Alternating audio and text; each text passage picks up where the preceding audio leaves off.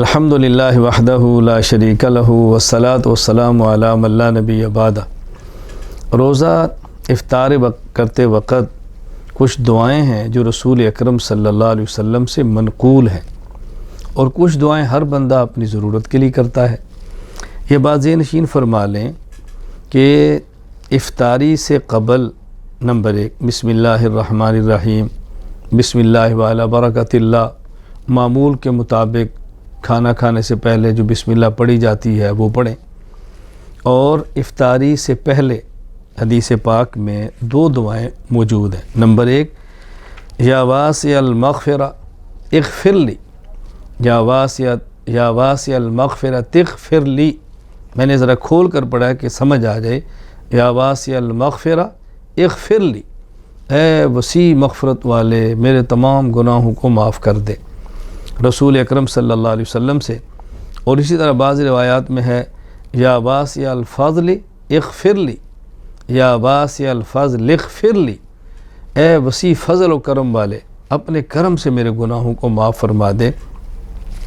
رسول اکرم صلی اللہ علیہ وسلم نے ارشاد فرمایا، اللہ کے نبی نے حدیث پاک میں ہے ان للصائم عند فطرہ دعویٰ لا ترد، کہ جب روزہ دار روزہ افطار کرتا ہے پھر جو دعا مانگتا ہے اللہ اس کی دعا کو قبول فرماتے ہیں اور دعا کو مسترد نہیں فرماتے۔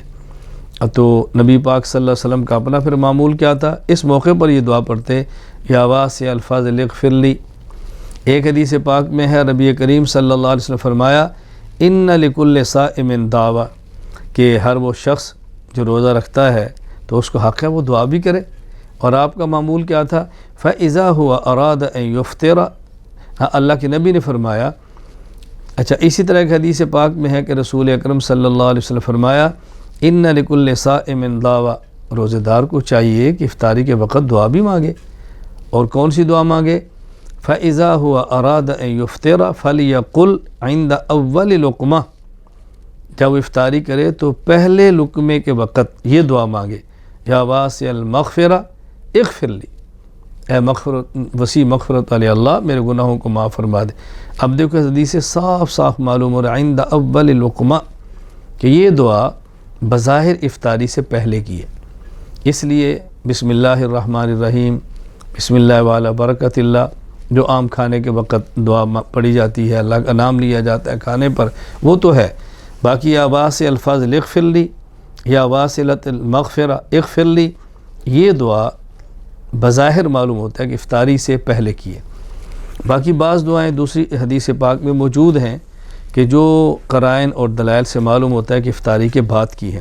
اس میں سے ایک دعا ہے اللہم لک صمت وعلی رزقک افطرت، ایک دعا ہے اللہم لک صمت وعلیک توکلت وعلی رزقک افطرت۔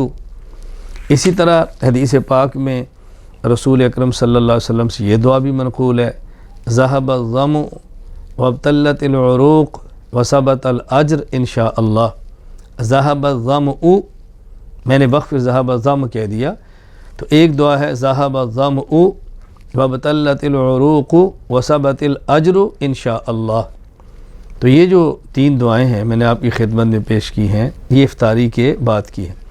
اور ایک دعا اور افطاری کے بعد کی، رسول اکرم صلی اللہ علیہ وسلم جب کسی کا افطار فرماتے، اس کا کھانا تناول فرماتے، تو پھر یہ دعا فرماتے افطر عندکم الصائمون وکل طعامکم الابرار ونزلت علیہم الملائکہ، کیونکہ افطاری بندہ کبھی اپنے دسترخوان پہ کرتا ہے، اس کے لیے میں نے دعائیں عرض کر دی ہیں۔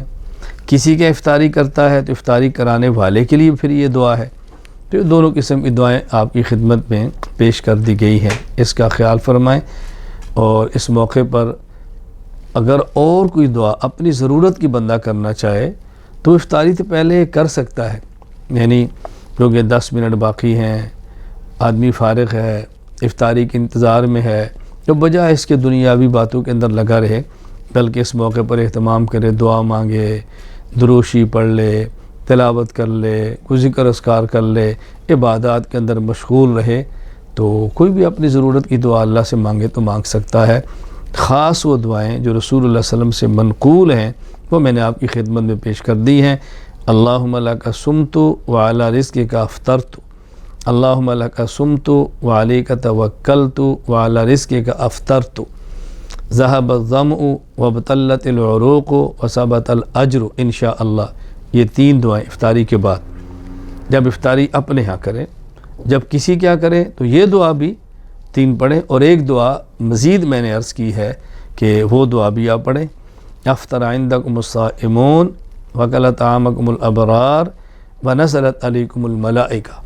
اور افطاری سے پہلے بسم اللہ الرحمن الرحیم یا بسم اللہ وعلی برکت اللہ، اور یا واسع الفضل اغفر لی یا واسع المغفرۃ اغفر لی، دونوں پڑھ لیں، ایک پڑھ لیں۔ بہرحال دعاؤں کا اہتمام کرنا چاہیے۔ اللہ تعالی ہمیں مسنون اعمال کرتے ہوئے زندگی گزارنے کی توفیق عطا فرمائے۔ وآخر دعوانا ان الحمد للہ رب العالمین۔